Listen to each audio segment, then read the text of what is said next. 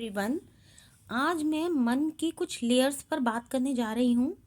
जो हम सोचते हैं वो तो हमारा मन है ही है, लेकिन हमारा मन उससे भी कहीं आगे है।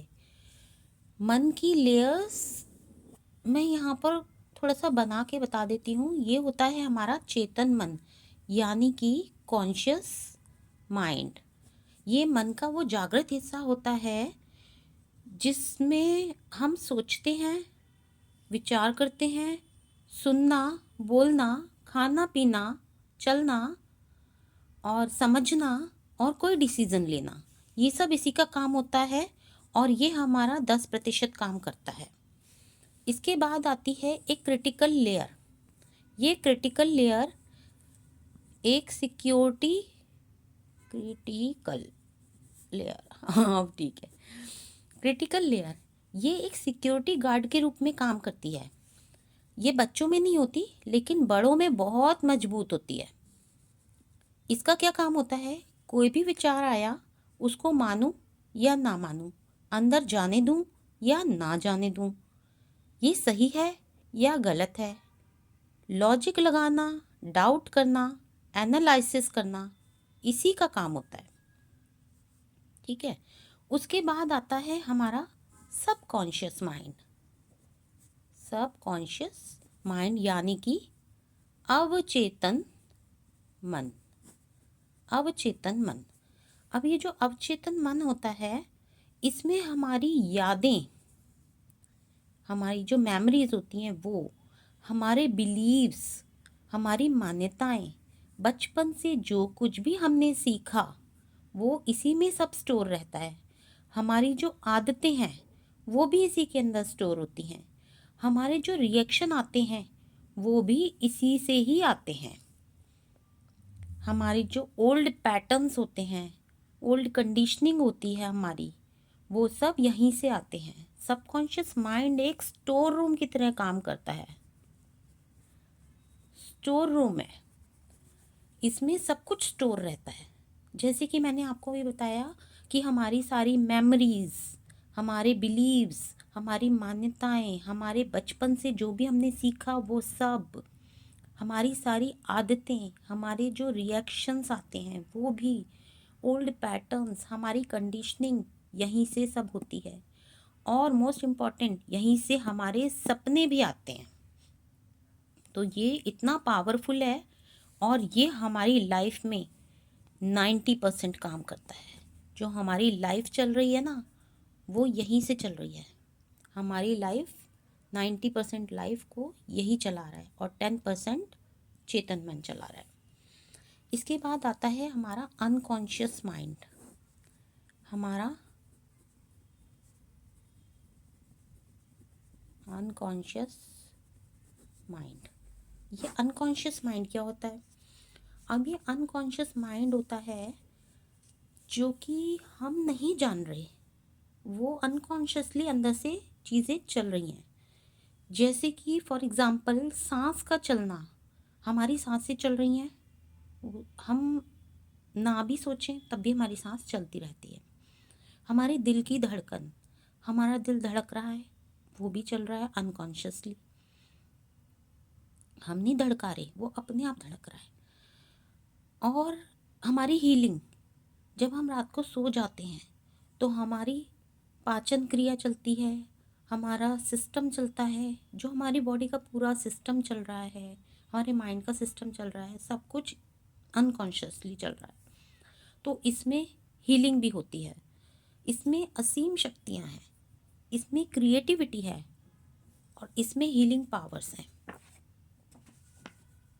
अचेतन तक, यानी कि ये जो अनकॉन्शियस माइंड है, हमारा अचेतन मन, ये जो हमारा अनकॉन्शियस माइंड है, अचेतन मन, इस तक पहुंचने के लिए हमें क्या करना होगा? अगर हम ये वाली लेयर्स को क्रॉस कर लेते हैं, चेतन मन की, क्रिटिकल लेयर की, सबकॉन्शियस माइंड की, तो हम अनकॉन्शियस माइंड में पहुंच जाते हैं। तो अब ये अनकॉन्शियस माइंड क्रिएटिविटी तक, हीलिंग पावर्स तक पहुंचा कैसे जाए? हीलिंग पावर्स तक और क्रिएटिविटी तक पहुंचने के लिए, बहुत सारी शक्तियों को पाने के लिए, हमें सबसे पहले चेतन मन, अपने चेतन मन को शांत करना होगा। हमारे विचार जो हर समय हमारे विचार चलते रहते हैं, उसको हमें विचारों को शांत करना होगा। सबसे पहले होना होगा हमें शांत। दूसरा क्रिटिकल लेयर।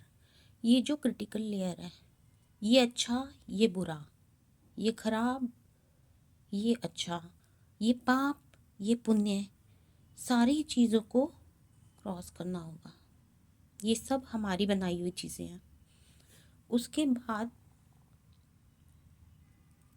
हम अवचेतन मन तक पहुँचेंगे। अवचेतन मन में हमारी होती हैं कुछ आदतें, हमारी बुरी यादें, हमारी बुरी तो नहीं कह सकते, हाँ बुरी यादें भी होती हैं, कि हमारी जो हमें बचपन से कुछ हमारे मन में बैठ गई बातें, हमारी मेमोरीज, जो हमारी बैड मेमोरीज होती हैं वो, और बचपन से जो हमने सीखा कि ये सही है वो गलत है, और हमारी कुछ ऐसी आदतें जो हमें बचपन से पड़ गई थी, वो हमारी इतनी मजबूत हो चुकी है ना कि यहीं से हम रिएक्ट करते हैं।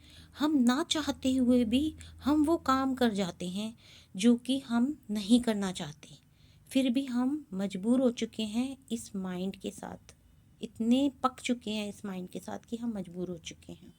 चाहे वो हमारी कोई भी सिस्टम हो, कोई भी बिलीव्स हो, वो यहीं से आते हैं और हम कुछ नहीं कर पाते हैं। हमारी ज़िंदगी वैसे ही चलती जा रही है क्योंकि यही पैटर्न्स बार बार रिपीट होते जाते हैं। आई होप कि मैं समझा पा रही हूँ। अब आगे बात करते हैं। वो कौन कौन से रास्ते हैं, कौन कौन से वो रास्ते हैं जिनसे हम आगे बढ़ सकते हैं, इस मन तक पहुंच सकते हैं और सोई हुई शक्तियों को जागृत भी कर सकते हैं। सबसे पहले है अपने सारे लॉजिक्स को गिराना कि सब कुदरत है, उसी की शक्ति से सब चल रहा है। ठीक है। दूसरा है गीता। श्रीमद् भगवत गीता पढ़ने से आपकी समझ बढ़ती है, आपको चीज़ें समझ में आने लगती हैं, क्लैरिटी बढ़ती है। और फिर है मेडिटेशन। मेडिटेशन जैसे कि भगवत गीता में भी बताया गया है, सांसों पर ध्यान लगाना। तो आप थोड़ी देर के लिए अपने सांसों पर ध्यान लगा सकते हैं, जिससे आपका मन स्थिर हो जाता है। और जब भी विचार आए बस देखना है, कोई रिएक्शन नहीं देना। जब भी विचार आए बस देखते रहना है, नो रिएक्शन। इससे धीरे धीरे आपका सबकॉन्शियस माइंड रिप्रोग्राम होना स्टार्ट हो जाएगा। अब आगे है उस सुप्रीम पावर से, उस यूनिवर्स से कनेक्शन बनाना। उस यूनिवर्स से कनेक्शन बनाना। उस यूनिवर्स से कनेक्शन कैसे बन सकता है? आप शांत बैठें। जब ये सब आप करेंगे, ये हो गया, फिर गीता, फिर मेडिटेशन, फिर ये सब जब आप कर लेंगे फिर आप शांत हो जाएंगे। जब आप शांत हो जाएंगे फिर आप फील करें खुद को और अपना मैसेज कन्वे करेंगे।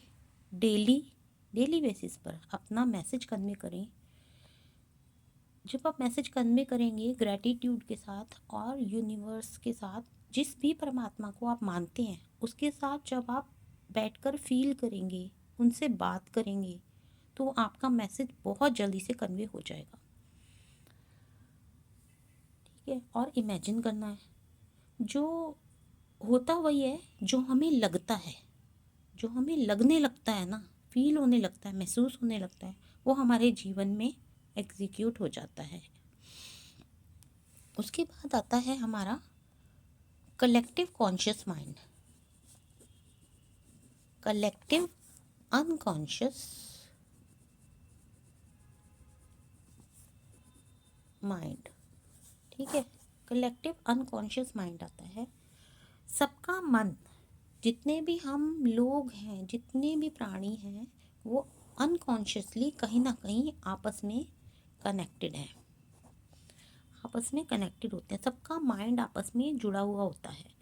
जैसे कि कोई भी मानव जाति एक ग्रुप होता है, उनका सबका माइंड एक ही पैटर्न में जुड़ा होता है, कॉमन अंडरस्टैंडिंग होती है और वो सब आपस में जुड़े होते हैं, एक जैसा माइंड काम करता है, ठीक है। उसके बाद आता है कॉस्मिक, यानी कि ये है यूनिवर्सल एनर्जी, जहाँ मैं ख़त्म हो जाता है, वननेस की फीलिंग आती है और इसे ब्रह्मांडीय चेतना भी कहा जाता है। इस तक पहुँचने के लिए बहुत प्रैक्टिस की ज़रूरत होती है और अंतिम सत्य यही है। Thank you.